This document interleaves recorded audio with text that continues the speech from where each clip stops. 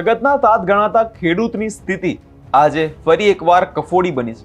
જે ખેડૂત આખા જગતનું પેટ ભરે છે, આજે તેને પોતાના જ પાકને બચાવવા માટે તંત્ર સામે આજીજી કરવી પડી રહી છે. શું છે સમગ્ર મામલો, તેની વિગતે વાત કરશું. નમસ્કાર, હું છું પ્રથમ મોદી, આપ જોઈ રહ્યા છો નિર્ભય ન્યૂઝ.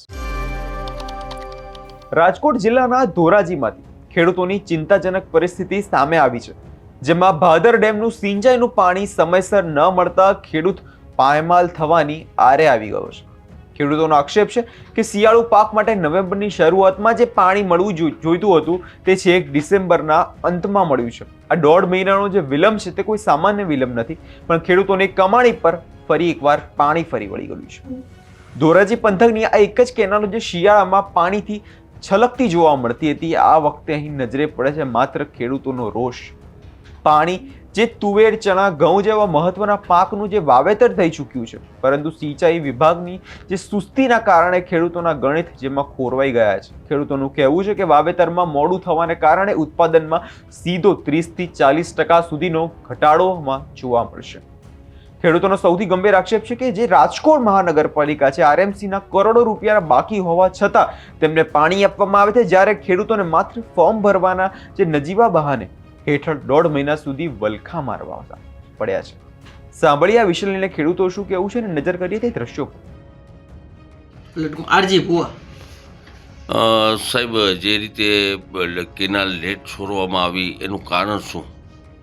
આપણે 30/11 સુધી ફોર્મ લેવાની તારીખ હતી, પરંતુ 30% ફોર્મ થતાં આપણે તારીખ લંબાવેલી હતી અને આપણે ગત 13 તારીખે રાત્રે કેનાલ છોડવાનું આયોજન કરેલ હતું, પરંતુ ટેકનિકલ ફોલ્ટને કારણે ગેટ ઓપન થઈ શકેલ ન હતા. ત્યારબાદ આપણે મિકેનિકલ વિભાગની જે વિંગ છે એને આપણે જાણ કરીને એને બોલાવવામાં આવેલી હતી અને એ ટૂંકમાં ડેમની અંદર આપણે નીચે 34 ફૂટ જેટલું નીચે કામ કરવાનું હતું, જેને આપણે ગત 20 તારીખે આપણે કેનાલમાં ટૂંકમાં પાણી છોડવામાં આવેલું છે, જે આપણે રિપેરિંગ કરીને પાણી છોડવામાં આવેલું છે.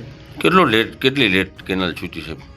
આપણે 1 તારીખે છોડવાનું નક્કી હતું, એને બદલે આપણે 20 તારીખ એટલે 20 દિવસ જેવું લેટ થયું છે આ ટેકનિકલ ફોલ્ટને કારણે અને આ ટૂંકમાં ફોર્મને કારણે. કેટલા છે ફોર્મ આવ્યા હતા ટોટલ? આપણે ફોર્મ 33% જેવા ફોર્મ આવેલા હતા.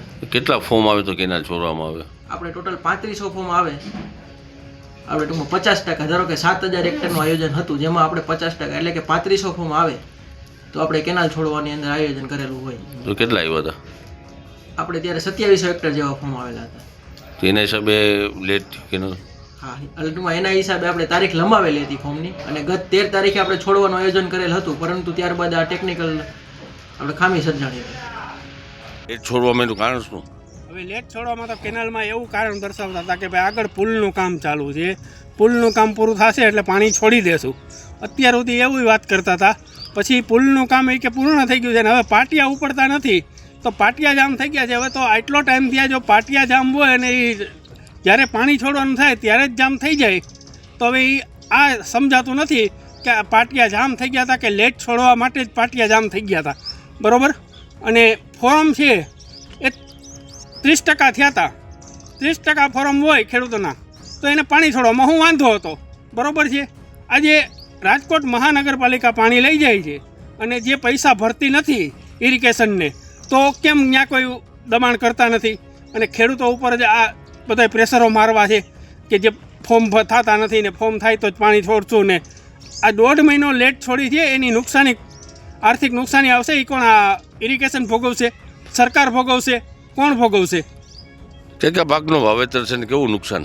જો ચણા, ઘઉં, તુવેર, પછી લસણ, ડુંગળી, રાયડો, આવા ધાણા વિવિધ પાકો છે અને એમાં સારી એવી નુકસાની જશે.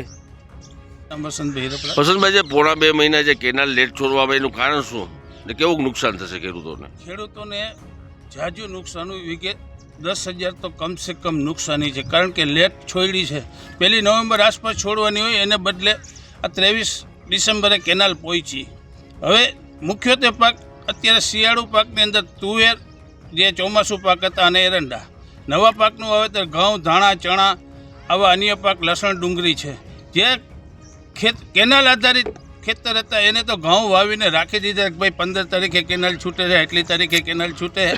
એ ખેડૂતને આજની તારીખમાં હવે એના ખેતરમાં પાણી જશે તો ઓછામાં ઓછા ઘઉંને 15થી 20 મણની નુકસાની ઉતારામાં છે. નબળી ક્વોલિટીના ઘઉં થાય, પાછતરી ગરમી પડે એટલે, અને ખેડૂતને આ નુકસાની સહન કરવાની છે. આ તંત્રના પાપે ખેડૂતને નુકસાની ભોગવવાની છે. બસ મારું શું કારણ, શું લેટ છોડવાનું? લેટ છોડવાનું પેલા કે ભાઈ આમ છે તેમ છે, પુલ રિપેર કરવાનો છે. મુખ્યત્વે એ કારણ દર્શાવે કે ભાઈ ફોર્મ પૂરા નથી થયા. ફોર્મ પૂરા નથી થયા તો રાજકોટ મહાનગરપાલિકા જે ભાદર સિંચાઈમાંથી પાણી લઈ જાય છે, કરોડો રૂપિયા બાકી છે. ભાઈ એની પાસે ઉઘરાણી કરો ને. ખેડૂતને તમે શું કામ એને દબાવો છો? વાત તમે બોલી નથી શકતા. તો મારું કહેવાનું એ છે કે રાજકોટ મહાનગરપાલિકા પાસેથી ઉઘરાણી કરી અને ઇરિગેશન એની તેજોરીમાં પૈસા જમા કરે એટલે આ ખેડૂતને મુશ્કેલી ભોગવવાની ન થાય. બસ મારું એ જ કહેવું. ખેડૂતોની વેદના માત્ર આર્થિક નથી પણ માનસિક છે. શિયાળુ પાક એ ખેડૂત માટે ખૂબ મહત્વનો છે. જ્યારે પાણી જે મોડું મળે ત્યારે પાકની ગુણવત્તા તેના કારણે બગડે છે અને બજારમાં તેના ભાવ પણ મળતા નથી. બીજી તરફ જ્યારે એક સિંચાઈ વિભાગના અધિકારી આરજી બુવા પાસે તેમણે જવાબ માંગ્યો ત્યારે તેમણે ટેકનિકલ કારણો આગળ ધર્યા. અધિકારીના મતે પાણી છોડવામાં સમયે જે ડેમનો ગેટ છે તે ખરાબ થઈ ગયો હતો, એને કારણે ખેડૂતોનો હવે ભોગ લેવાયો છે. તંત્ર ભલે તેટલા ગમે તેટલા જે ટેકનિકલ કારણો આપે, અહીં અધિકારીઓ અને વહીવટી પ્રક્રિયાની લડાઈમાં ખેડૂત જે આમાં વચ્ચે પીસાઈ રહ્યો છે. જો 13 તારીખે તમારો ફોલ્ટ આવ્યો તો શું તંત્ર પાસે અગાઉ ચેકિંગ કરવાની કોઈ વ્યવસ્થા નહોતી? શું ખેડૂતોના ફોર્મ પ્રક્રિયા નવેમ્બર પહેલા પૂર્ણ ના કરી શકાય? એટલે જ્યારે આપણે આધુનિક ટેકનોલોજીની વાત કરીએ છીએ ત્યારે 35 ફૂટ પાણીની જે અંદર રિપેરિંગ કરવામાં 7 દિવસથી વધારે સમય લાગી જતો હોય છે અને ખેડૂતોનો લાખોનો પાક જે સુકાઈ જાય છે. તે કેટલા અંશે વ્યાજબી છે? આ સવાલ અત્યારે ધોરાજીનો જે ખેડૂત છે તે સરકારને પૂછી રહ્યો છે. આશા રાખીએ કે સરકાર આ મામલે તપાસ કરીને જે ખેડૂતોને વ્યાપક નુકસાન થવાનું છે તેમાં તેમને યોગ્ય સહાય આપે. આ વિષયને લઈને તમારો શું અભિપ્રાય છે તે કમેન્ટ કરી જરૂર જણાવજો. અમારી ચેનલ નિર્ભય ન્યૂઝને લાઇક, શેર અને સબસ્ક્રાઇબ કરવાનું ભૂલશો નહીં.